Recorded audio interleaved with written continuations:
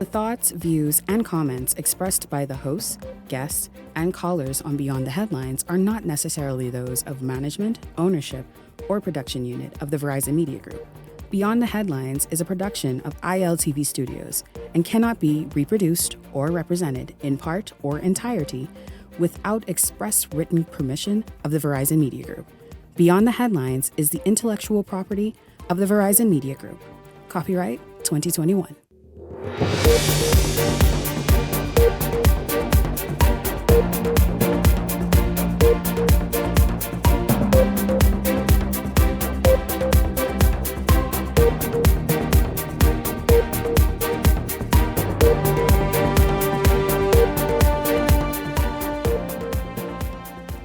It is 57 degrees in the capital, feels like 47 on the skin. It's cold in the Bahamas, with some islands in the northwest Bahamas experiencing light flurries and ice. Here's the experience in Andros over the weekend.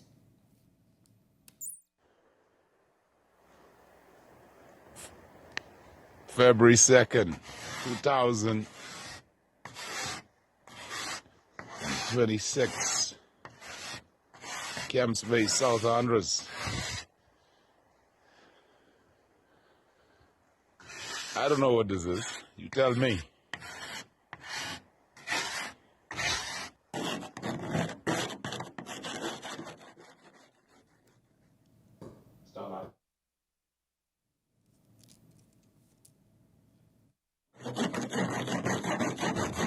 Tonight, everybody in the northwest Bahamas, it's still cold. I was just told a minute ago that these temperatures will last us only until Wednesday when things start heating up.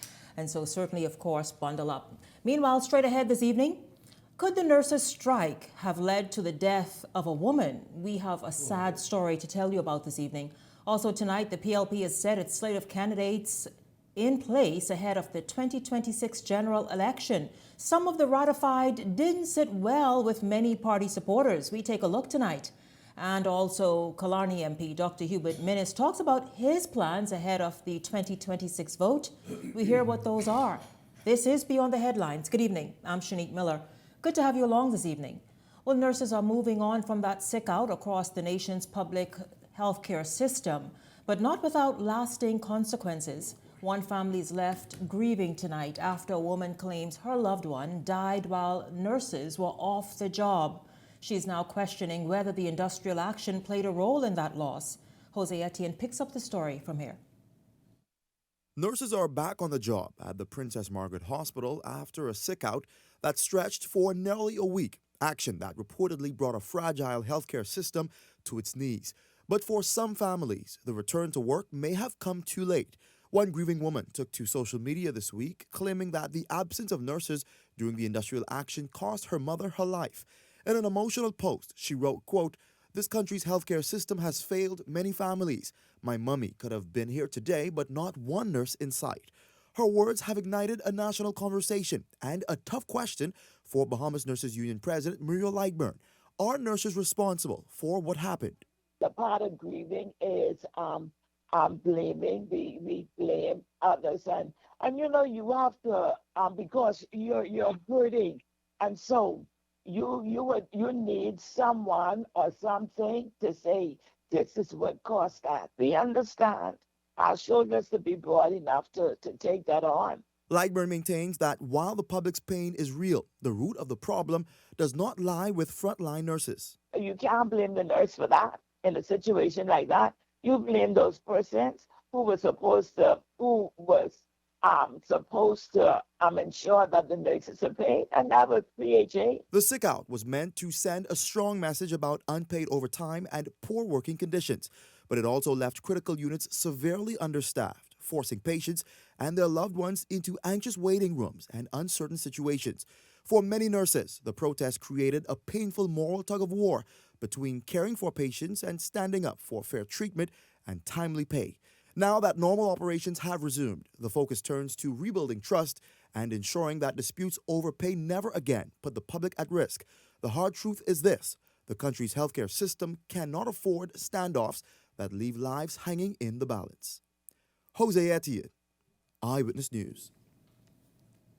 Regardless of who is at fault, I'll tell you, that family's life is shattered and changed. And we're not at all suggesting that the sick out or the lack of nurses on duty caused the lady to pass on. But certainly a family has many questions, legitimate questions, because again, we know the healthcare system is limping as it is, and to not have the sufficient staff on duty to man a shift or a ward would raise questions from anyone. And so we're going to begin right there this evening. Welcome to Beyond the Headlines contributors, Leslie Miller and Cassius Stewart. Gentlemen, good evening to both of you. It's good to have you both here. Good evening, Terry. Good evening, Bahamas. Good evening, Bahamas. Yes. Your thoughts on this? We saw the nurses sick out play out before our eyes. We talked about it last week even. Over the weekend, there was some movement, checks written, and I understand with nurses receiving the outstanding payment that was owed to them. But then here's this story that a family now tonight is mourning. Leslie? You know, just last week, this show fully supported the union's quest to get their money. But we also caution them, please not to strike, because Bahamians' lives are going to be at stake, if you remember. We beg them, please don't go on strike. We can try to help you to get to the minister and those responsible to get your money, especially Ms. Rowland, those from the hospital authority. And this is what happens when these things take place. You know, now, all the money, all their overtime and everything else couldn't give that family their mother's life back. And that's what we caution them about. You know, you got to be so careful. There are a lot of sick people in the hospital.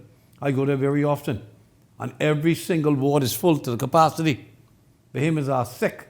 They're not in no kind of physical condition. They don't take care of themselves properly. They eat bad food, and they're up there.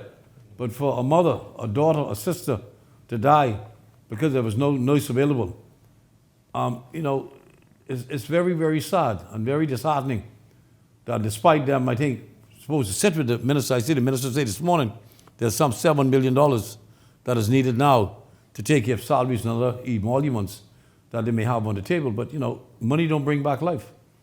So I'm just so sad. We want to extend our greatest sympathy to that family and their precious mother, and hope that this would be a warning call for all of the unions in the Bahamas to be cautious of what you do. You know, money is one thing, but a life is something else. Only God gave a life. Yes. And only God should take it away, not negligence or gross neglect from persons who should have been there that wasn't there because of a sickhood. It's very saddening, very disheartening to a country. Well, Shanique, you know, it's so sad to even comment on this because it breaks your heart. But it makes you, you know, we have certain areas in our government called essential workers. And I think we need to entertain the thought or start the discussion whether it should be illegal or against the law for essential workers to strike. Because it is. Doctors and nurses, you know, they are essential. When they walk off the job, lives are at stake. And so while they may need their money, and I understand they need their money because everybody wants to need their money, but you know, you got to understand that your role is quite different from perhaps a teacher's role. And so when you look at police officers, the doctors and nurses, you know, these people are critical to the stability of a society. And so we cannot allow them to strike. And I understand they may say, oh, what you mean? No. I mean, think about if your family member is in the hospital, you're a nurse, but you striking, but your family member need a critical care nurse, and they walking off the job. That means their lives are at stake. And so we have to look at whether or not moving forward that we say, listen, you cannot strike if you're a doctor, nurse, police officer. Can't do it. Be allowed. It should not be allowed. Something certainly to consider and put in place or enforce if it's already in place. But, you know, a few things. Pay the people. Pay them and pay them well, so that they don't have to leave the system, they're not enticed to go elsewhere, and they don't have to walk off the jobs. Yeah. But also, as we said last week, come on, man, when you know, pay the people. Listen, you know, I can't walk off the show. I want you all to know that. I cannot walk off this show. Strike, Shanique, strike. I cannot strike, and I've not. Pay the people, I've not throughout my career striked, you know, and or participated in industrial action because I provide a service that the public depend on, and so you got to weigh the bigger picture. And I'm not saying take the people for granted and don't treat them with respect. These are professionals who provide this essential service, so treat them accordingly. But also you've got to now come back to the table truly and think about what it is. And we're not suggesting at all that the nurses industrial action led to what took place, unfortunately. However, it now puts additional question marks over the entire event of the last few days. I want us to consider as well that about 97% of the public hospitals or Ministry of Health's budget goes towards salaries, overtime, and various payments like that. How far can the public health care system? About 96 to 97%. That's the same thing with the national budget too. To salaries. That's the same thing with the national budget. Yeah, and so when we see a public health care system that's limping along and you figure this needs to be fixed, that needs, where do we find the money after you paying more than 90% of the budget for salaries and various payments that would be accrued over a fiscal year? But when you look at the discrepancy between the salaries that a nurse would make versus the salary someone working in one of the government corporations, water and sewage, BTC, and the electricity company, it's about 50 to 70% higher. It cannot be right. There needs to be an adjustment in the public salary to bring the scales on a normality that all of those professional people should be fit in those categories, especially So the nurses. Raise the nurses' salary. They have to. Okay. Well, this is why Canada And the school teachers too, don't forget. Yeah, Canada has been stealing a lot of our nurses. School because teachers. And the United States. Yeah, their packages has been much more attractive for nurses. So you had a lot. But of course, when you consider the taxes that they come in with and everything else, the humans who live in the States are hurting just like they're hurting home. Yeah, and so they go there and they don't get the benefits that they anticipate. Well, it's easy to say, raise the salary, but when you look at 90% of our budget goes to salaries and pensions, so we really don't have no money. At the end of the day, every government every fiscal year, the government got to borrow between $200 and $400 million just to operate the government, and so. We have some financial challenges. We refuse to scale back, cut back on some expenses, reduce the size of whether it's the cabinet and so on. We need to get Elon Musk, who's going to be a trillionaire. We need a Doge. We need to do a lot of cutting back. We need to do, but can we afford a Doge, especially with the shortage?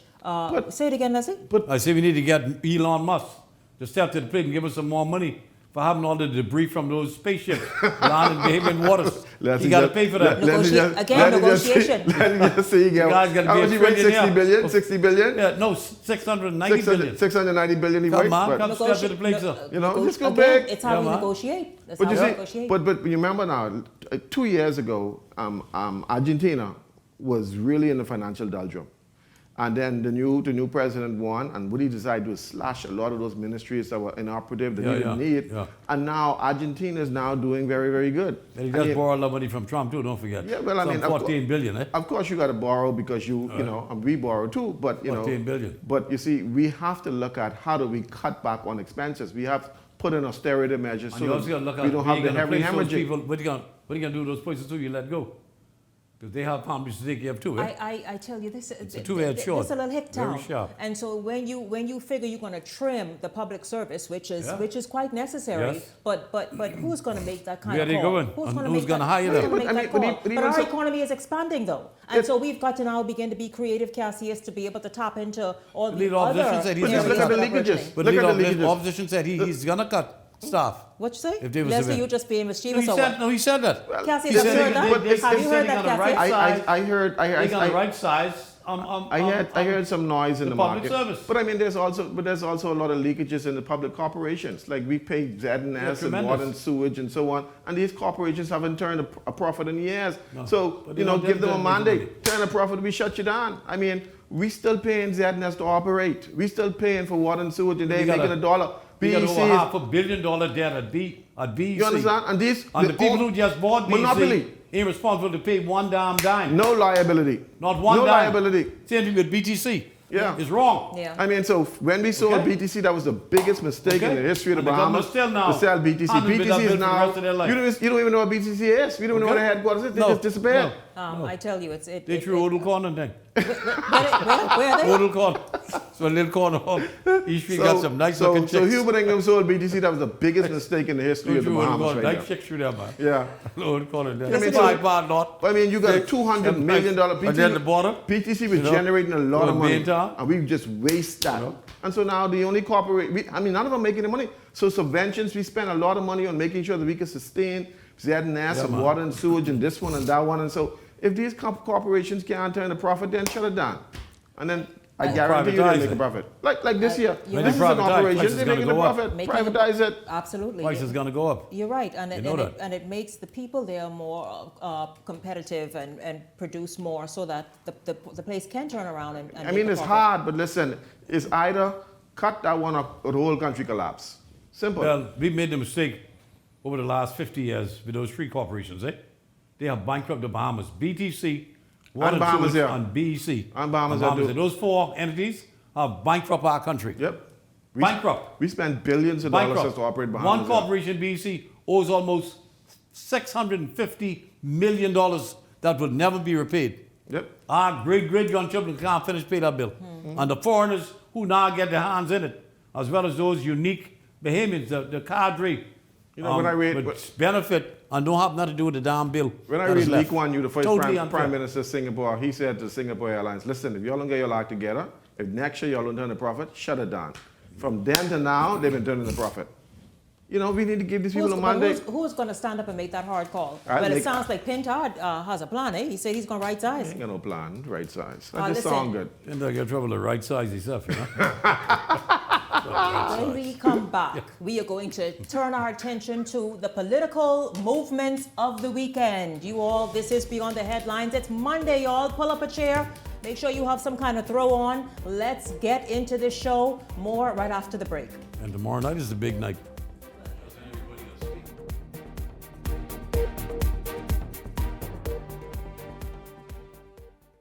Hey, it's your boy Charlie Bahama here at Superwash, Superwash's newest spokesmodel. And I'm here to tell you about Superwash's large capacity washers and dryers for all your big loads. I know I see that Charlie Banana coming here just now.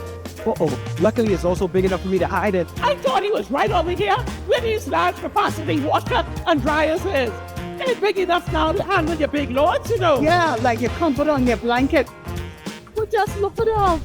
Somebody forget to turn on the dryer. Oh, stop!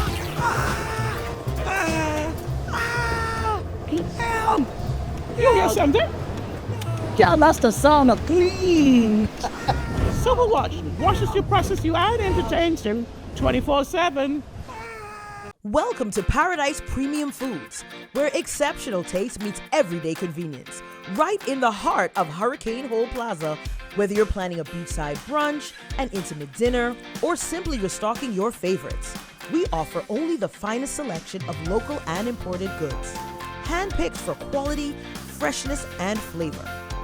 At Paradise Premium Foods, shopping is effortless, service is personal, and every visit feels like a treat. From gourmet meals to go to organic essentials and indulgent treats, this is your neighborhood market elevated. Live well, eat better. Discover Paradise Premium Foods, now open at Hurricane Hole Plaza, Paradise Island. Paradise Premium Foods, taste the difference.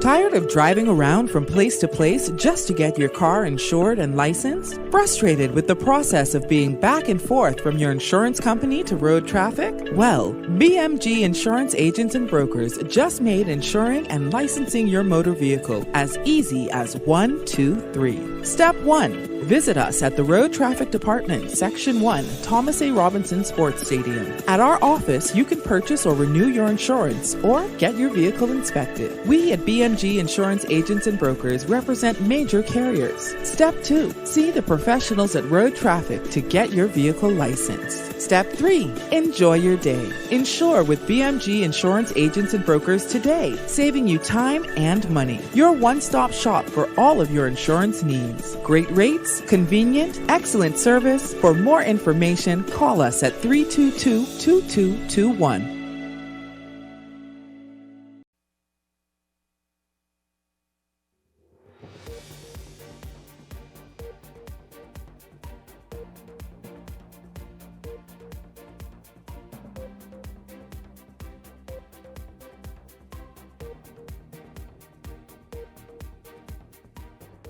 Well, this next segment had so many of you on either side of the fence, on the fence, looking at the fence from a distance, and all up on the fence this weekend. right up to tonight.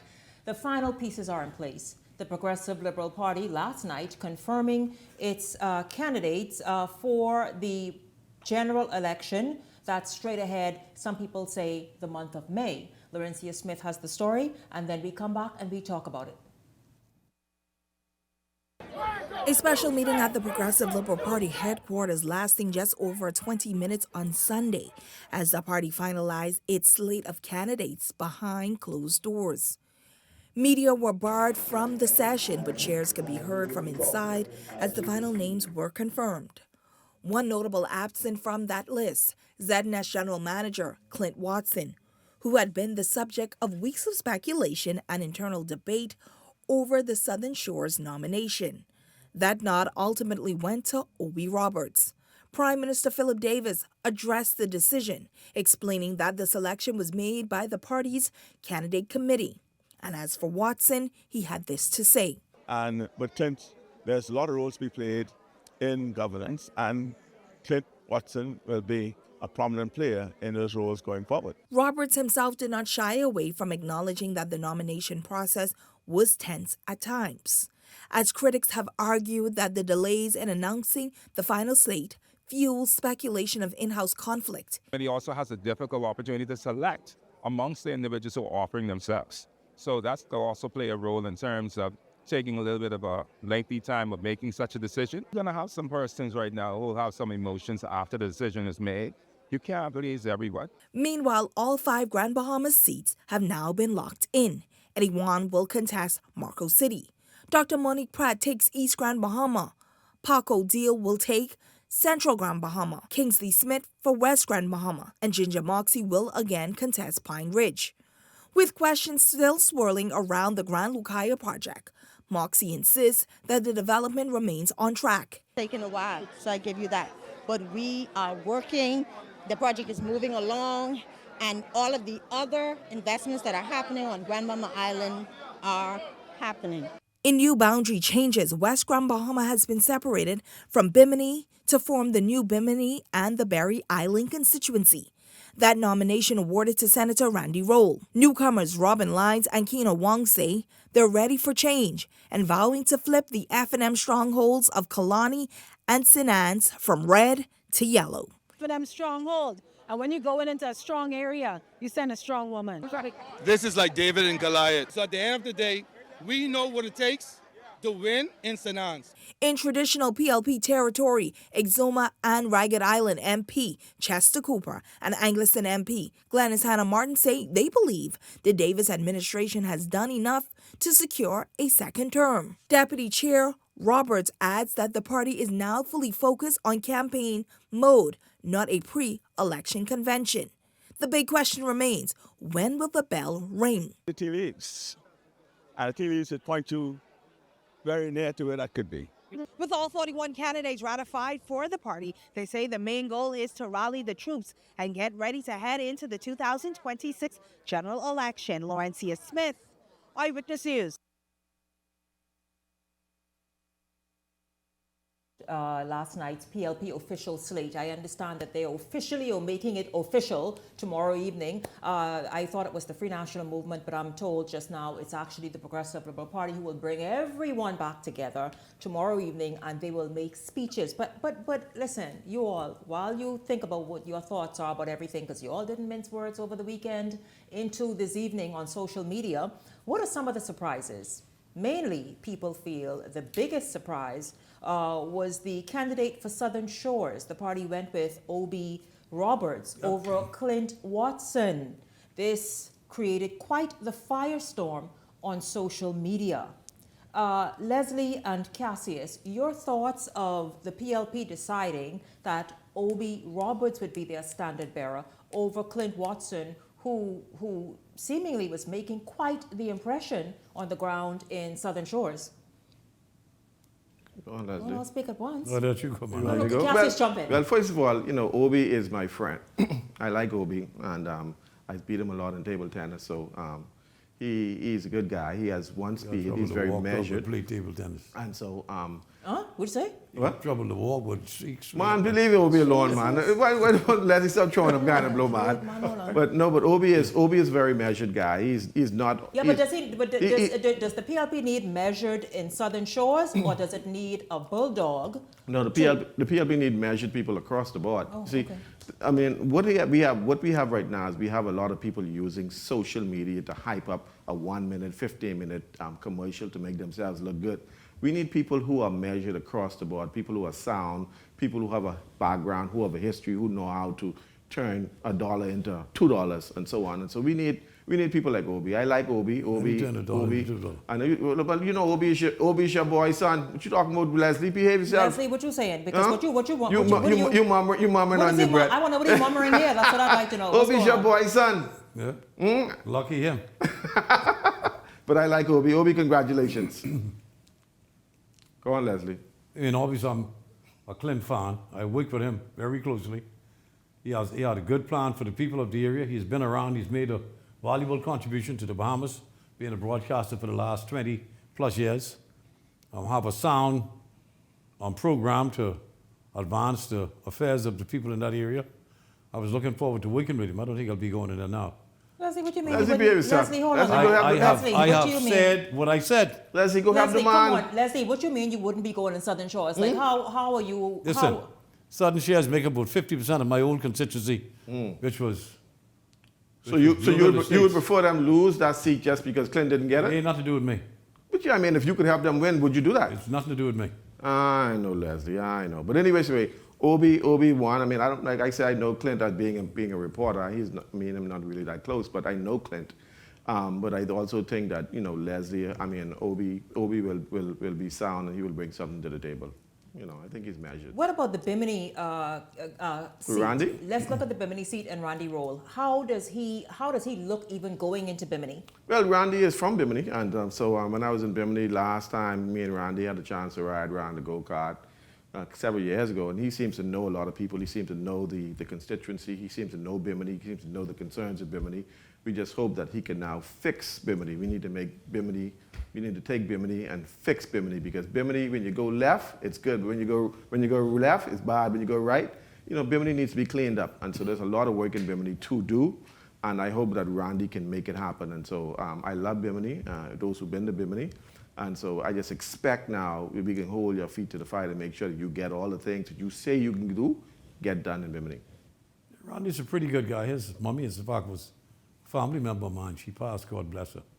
He's done a tremendous job running consumer affairs. We're trying to get the unscrupulous merchants to do the right thing on behalf of the Bahamian consumers. And I wish him the best. Well, Should be all right. Let's look at Grand Bahama. Many Grand Bahamians are saying, wait a minute, man, some of these people are surprises and others are good choices. I keep hearing the name, and we're going to obviously get real close and personal with with all of the candidates.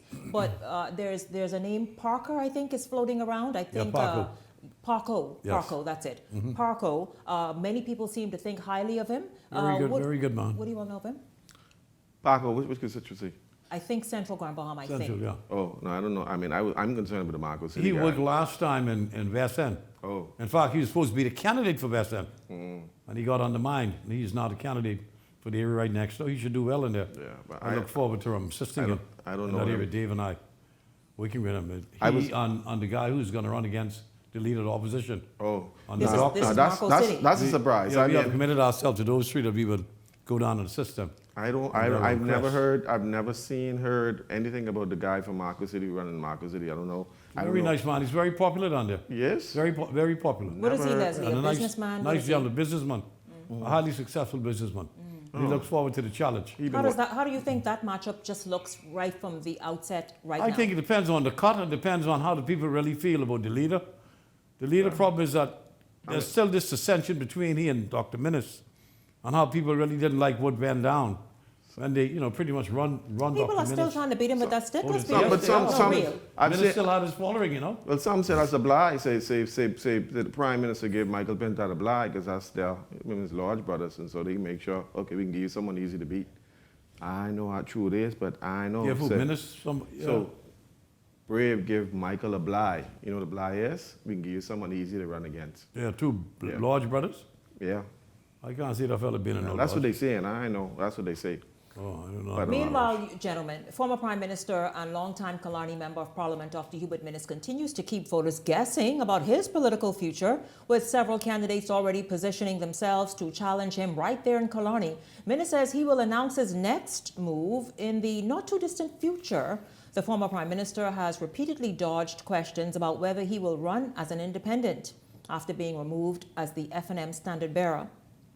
You all know Senator Michael Barnett Ellis has been ratified for the Free National Movement, and now we see that former Senator PLP Robin Lyons was ratified at the weekend also for Killarney. Let's hear from Dr. Minnis, and then we'll come back and talk about that.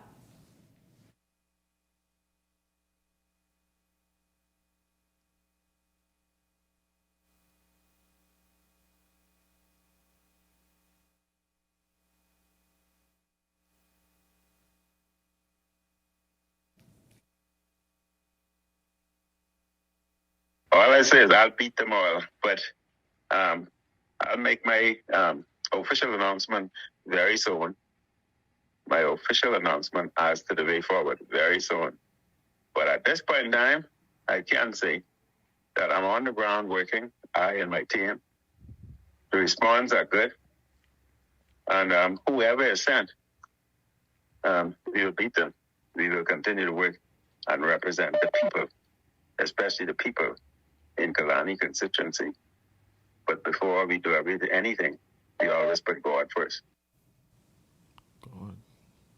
Speaking of being on the ground running, Minnis and his wife were busy this weekend issuing blankets to those less fortunate in this very cold temperatures over the last several days. Take a look.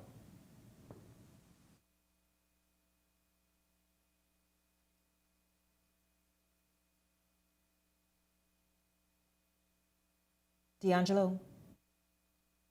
While no election date has been announced, attention is now turning to voter confidence in the governing Progressive Liberal Party's prospects at the polls. Eyewitness News turned to social media today. Here's the question we posed. How confident are you that the Progressive Liberal Party will win the next general election? 39%. Here's how you responded. 39% of participants voted that you are very confident the PLP will be re-elected. 4% voted, you're somewhat confident. Meanwhile, 57% voted not confident at all. Gentlemen, I want you all to respond to this poll that was conducted today by Eyewitness News. Well, first of all, we're not sure how much the sample Exactly. of the polling is. Who they sample. It's you got to be very careful when you're dealing with polls and statistics. You need a wider sample to be able to give a really qualified answer to that. But even when you have small people, you got to also take these people word for what they're saying. People are still apathetic about the direction of the country. And so the Progressive Liberal Party needs to, I guess, articulate their vision for the country so that people could feel confident. If the opposition wants to become government, then they got to articulate their plan for the direction so that people can feel confident in them. But right now, we see apathy across the board. And like I tell you, the number 68 is a critical number. 68,000 people. 65,000, eh? 68,000 did not vote last election. Another 12,000 probably coming on the register. 65 voted for the PLP and 45 voted for the F&M. So more people stayed home last election than voted for the F&M and voted for the PLP. And so now, whether or not that's going to materialize in this election, I think we may see the same thing because people still apathetic. So both political parties need to put their foot to the ground and say, listen, this is the direction of our country so that people can feel confident. Right now, people don't feel it. Bahamians are not going to really start making up their minds about the election until March, middle of March, and wait until the Leslie, you keep saying that though. Don't you think that they are deciding now, looking at... No, they don't have it on their mind. They got other things to think about. What, like what? And bills keep coming and... Bills will always come. Yeah, but but in this, I mean, people are not going to get so until they go on the ground. When you see the candidates on the ground, from door to door, the problem they're going to have, most of them, is that they're not going to have sufficient time, especially the new candidates, to see all the constituents, to go door. There's a lot of work to be done to go door to door. And you have a short time frame to do it. I expect the PLP to get about 34 votes in the next election. I expect him to win. 34 seats? 34 seats. Yeah, 24 seats. I don't think the 24 margin's going to be seats, nowhere okay. near what it was last time. It's that hate for Dr. Minnis that drove them out of office. I the know, margins but that they had. I know, but that. What you're saying? But I expect them to get 34 seats. I mean, what I think, though, I think, you know, the opposition has not done what they need to do to solidify themselves. People are not feeling the Free National Movement. People are not feeling Michael Pintard. And so, with that being said, whilst the PLP is not an exciting party to vote for, the people ain't feeling the F for them. So what's going to happen is, by default, they go right back to the governing body. And so you say people can make up their mind. See, but who says the people aren't feeling the F&M? What is it that you know for, and don't throw out just any idea? Well, sampling polls, like what you say, when you look at groups, because I wanted to talk about the social media factor, right? People are in groups every day, and all day they talk in politics. Yeah, but they don't represent. But whether they represent, they are getting people. information, and they're making up their mind based upon what people are putting out there. And so when people say, listen, I'm not supporting X, Y, Z, then that can help someone make up their mind who they vote for. The problem, as I see it from going door to door in different constituencies over the last several months, is that there's no excitement in the leader or the opposition. I agree and with the you. good thing with Mr. Davis, he's going to be the savior for the PLP. There's no hate for him. No, you don't hate Brave Davis. People Nobody just hates Brave like Davis. Brave Davis. He's an easygoing man. Yeah. Anyone can say him, and he helps the opposition almost as much as he helped PLPs. Yeah. He don't go that line with hating people because they didn't vote for the PLP. He tried to help as many people as he can, and he's done a hell of a good job in doing so. But did Davis and his team wait too long and drag their feet on making these ratifying? No, they right on time. Remember now, we got to stretch. He could stretch it till September, but he ain't gonna push it. He ain't going to September. He can stretch it till September. But they are doing everything right on time because they know exactly. They know exactly where they are. And so when he calls it now, only thing right now, the parliamentary registration got to make sure we solidify the St. James constituency by changing over the names and making sure that's solid. And then the new Bimini seat, once that is done, election going to be called. The question is now, you got to get on the ground, you got to work, you got to sell yourself. The PLP is deserving of a second chance based on the fact that the economy is stable. Mr. Davis hasn't had much of a corruption scandal in his administration. And he's a decent human being, and he's a regular fella from the block, so he feels people. And likewise, people feel him, especially the women. They have a good feeling. Say, Miller, I don't like this one or that one, but Brave is a good man. Yeah. That's what they say. So all the women like Brave? He's popular with the women. He got more of them than me, but Prime Minister? Minister. So he's popular with, he's brave. He's brave with the women. Prime Minister? Listen, whilst there was some animosity towards Christie, there was animosity towards Minnis. He doesn't have that baggage. Brave has found a way to hover in the middle, where you don't have no hatred or animosity to him. Where you see him, you like him, he's brave. Thing. And then when you see him, he disarms you anyway. The regular brother. When he started talking, he talks so soft, you can't even row him. Yeah, he's a regular brother. He does speak soft. He'd be like, what you say? Yeah. He deserves a second term. Listen, by the way, you talk about voter apathy. Well, perhaps can that work in Dr. Minnis' favor? I talked about this weekend, he and his wife. We all know it's quite chilly out there. Well, this is what they were up to this weekend.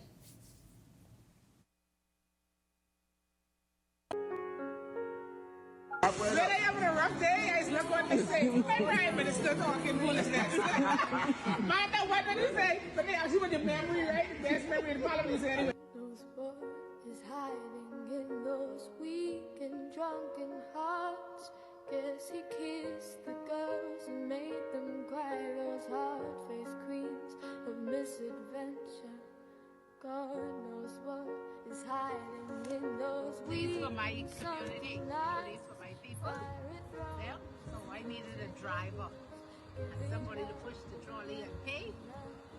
Mr. Here. Driver, which type of service driver? I also pay.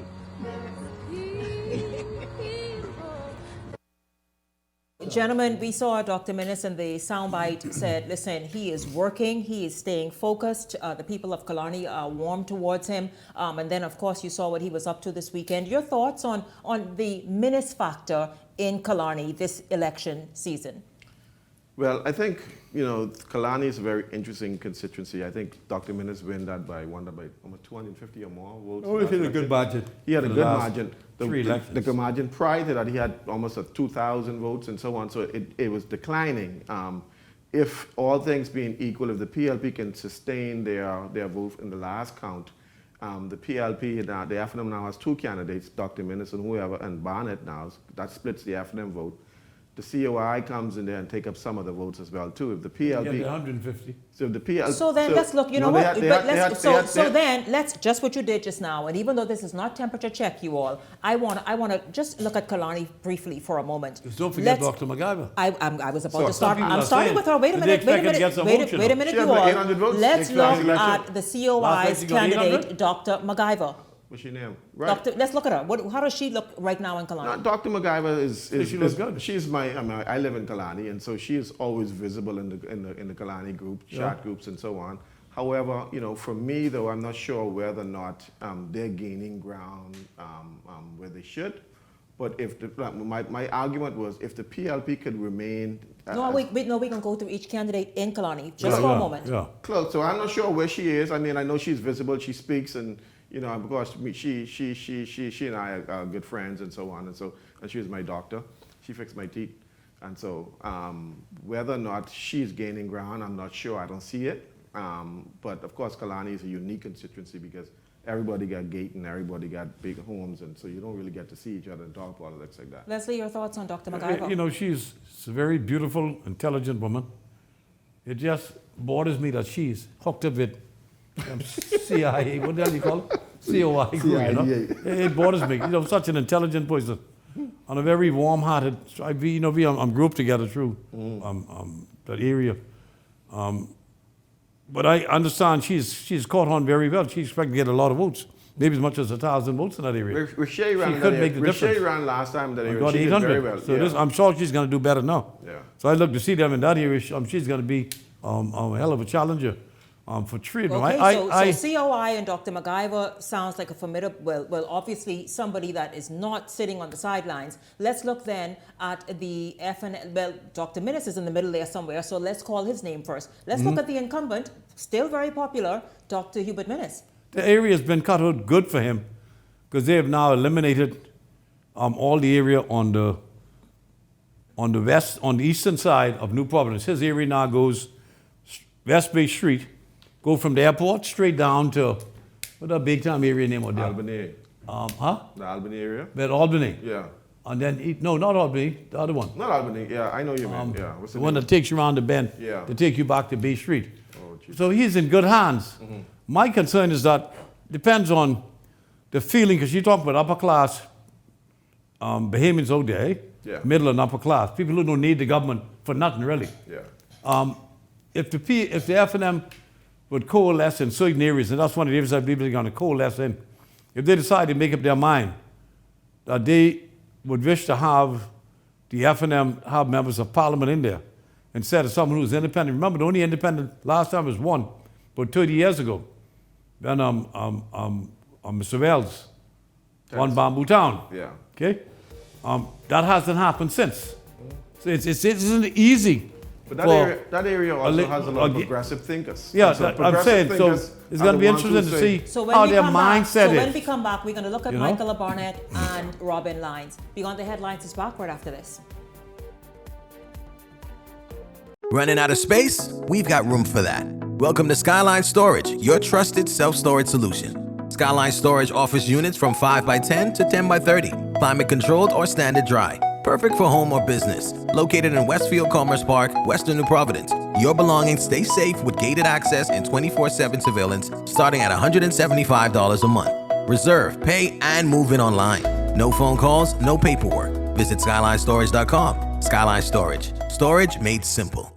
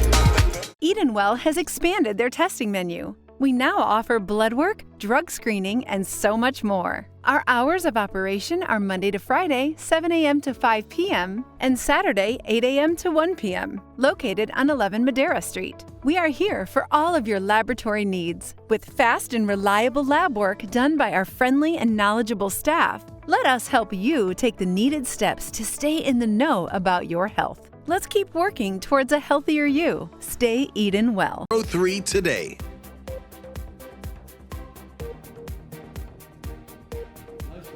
Welcome back to Beyond the Headlines. Listen, focusing in on election, you all know that. This is, of course, at the weekend, the Progressive Liberal Party ratified its official full slate. Tomorrow evening, we're understanding that they will have another event where all the ratified will then speak to the public and obviously to their individual areas. But this evening, we're singling out and zeroing in on Killarney. We talked about we talked about Dr. MacGyver and that factor in Killarney come this election. Of course, Dr. Minnis, who is popular, who is the incumbent, who has won that seat, is it 4 times now? Yeah, 4 times. So yeah. there's a popular good track record. Member of Parliament and remains popular. And then let's look at Michaela Barnett Ellis, who is the FNM's candidate. Your thoughts on how she's looking right now? Well, she got a battle because, of course, the FNM vote is split between her and Dr. Minnis. Remember, there are FNMs who went with Dr. Minnis, and there are FNMs in the constituency who are not sure whether they can vote for her or him. And so that splits the FNM vote down the middle. That's the challenge the FNM has. That's the challenge Dr. Minnis has. Because if all things being equal, if MacGyver pulls up on 500 votes, that could pick away the 250 or 500 minutes won by, and if the PLP just edge out, they could. If they keep their base. They keep their base. They could win Killarney for the first time in a long time. From I think Neville Wisdom. Neville Wisdom. 202. And so that's a factor in that. But if because there's no consolidation within Killarney with the FNM, that's a challenge they're going to have to overcome. What about Leslie? Your thoughts on? With those cuts, that's a funny seat. I think the sleeper is going to be the good Dr. MacGyver, who I believe is going to amass a good amount of votes to make a difference. I expect that Mrs. Barnett would get her share of the votes, Dr. Minnis would get his, and it depends on really the mindset of the upper middle class Bahamians, who are generally FNMs, whether they want to see that change come and keep Dr. Minnis in there to go head to head against their leader again, or whether they would wish to see him gone.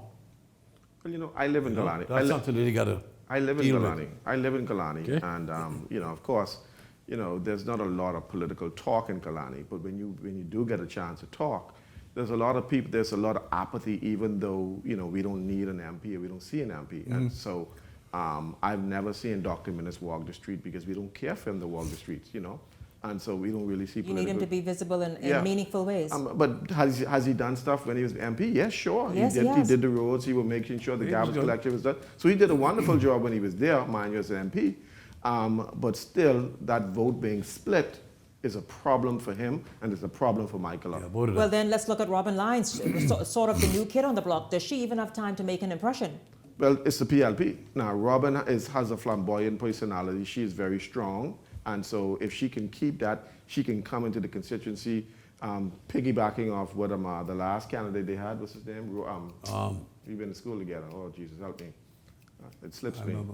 Senior moment. He was close. He lost like 200 some votes last time. So he did a good job. Very close. And so if he can now assist Robin to come in there, Robin very well may pull that off. And that may be a victory for Robin in that constituency. Because she's a decent, clean personality, no scandals and so on, an attorney and so on. I wish her the best. And so, she could. I wish her the best. You ain't sound like you sold. Don't pick that scab. Don't pick that scab. Don't pick it. That's all I say. Don't pick that scab. Leslie, will you be in Killarney campaigning? That's what I'd like to know. Don't pick that scab, Shanique. Highly unlikely. Leslie, you seem to be, I don't understand you all PLBs. Listen, I ain't gonna be stupid this lap. Last lap, I went with them all. Okay? And they put that dog in your back sometime. I can be very careful who I go with this time. That's a challenge. Nobody can kill me this time. I went too hard last time, man. I had 2 knee operations after that last election. 2. Really? Yes. You walk Work like a lot? hell. Work with every constituency. And some of them. But Robin is just fresh to the scene. She's never run before, Leslie. love Leslie, loss. how you saying? Anyways, listen, let's move right along. That's their problem. Criticism still mounting Like over the that by government's yourself. decision to acquire the Grand Bahama Power Company. Free National Movement Senator Darren Henfield is raising the issue in the upper chamber today as he made reference to the government's handling of the Bahamas Power and Light Company. Of course, we all know the reputation that BPL has garnered over the years. And so Henfield is saying, the leader of the opposition last week, the government does not need to touch any utility service in Grand Bahama. Your thoughts, gentlemen, on Henfield's contribution? Well, I mean, I didn't have contribution, but I think when it comes to power, we need to make sure, do what we can to make sure that we can provide the lowest possible prices on services for fuel in the Bahamas.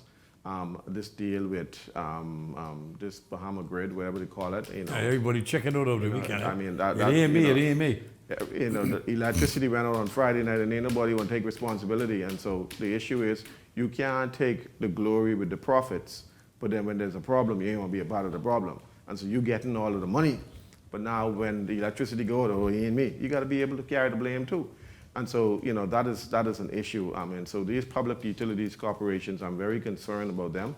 I think, though, we have to also always, when we negotiate, make sure that the Bahamian people benefit. We can't be looking out for the special interests. We got to look out for the Bahamian people. Whether it's BEC, BPL, whatever you call it, make sure the Bahamian people benefit.